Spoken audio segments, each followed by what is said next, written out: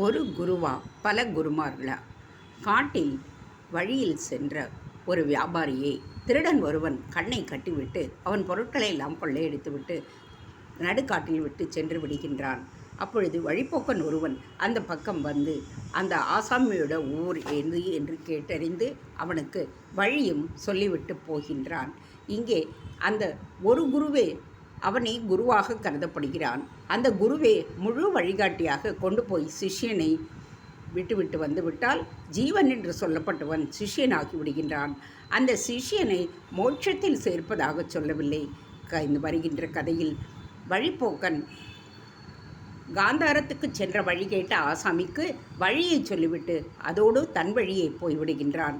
ஆசாமி தானாகவே அந்தப்படியே கிராமம் கிராமமாக மேலே மேலே விசாரித்து கொண்டே போய் தன்னுடைய ஊரை சேர்ந்தான் என்றுதான் இருக்கிறது.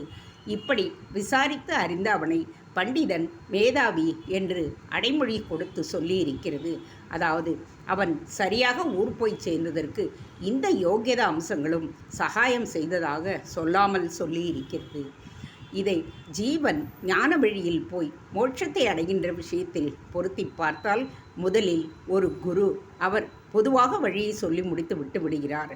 அப்புறம் அந்த ஜீவன் அனுஷ்டானங்களில் சாதனைகளில் ஒவ்வொன்றாக முன்னேறி அதுதான் காந்தார ஆசாமி கிராமம் கிராமமாக சென்று முன்னேறி இதை போன்றது.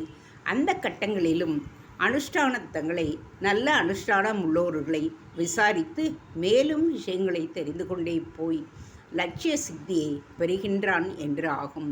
அந்த அனுஷ்டானங்கள் எல்லாம் உபகுருக்கள் என்ற ஸ்தானம் பெற்றுவிடுகின்றன. முதல் குரு முக்கியமான அவர்தான். அந்த அஞ்ஞானக்கட்டை அவிழ்த்து எடுத்துவிட்டு இவனுக்கு பிரம்மஞானமே வந்துவிட்டாலும் கூட நல்ல அறிவு விழிப்பும் அதாவது பண்டிதத்தன்மையும் சொல்லிக் கொடுத்ததை திருஷ்டமாக புத்தியில் நிறுத்தி கொள்கின்ற மேதாவித்தன்மையும் உண்டாகி அவற்றின் பலத்தால் அவன் இத்தனை உபகுருமார்கள் உபதேசித்ததையும் தப்பாமல் கடைப்பிடித்து சித்திஸ்தானத்தை சேருகின்றான் என்பதாகவே அந்த கதை அதன் ஒப்புமையான அனாலஜி சொல்லப்பட்டிருக்கின்றது. ஜீவன் விஷயத்தில் அப்படித்தான் அது அர்த்தம் கொடுக்கும். தேங்க்ஸ் ஃபார் வாட்சிங். Please subscribe.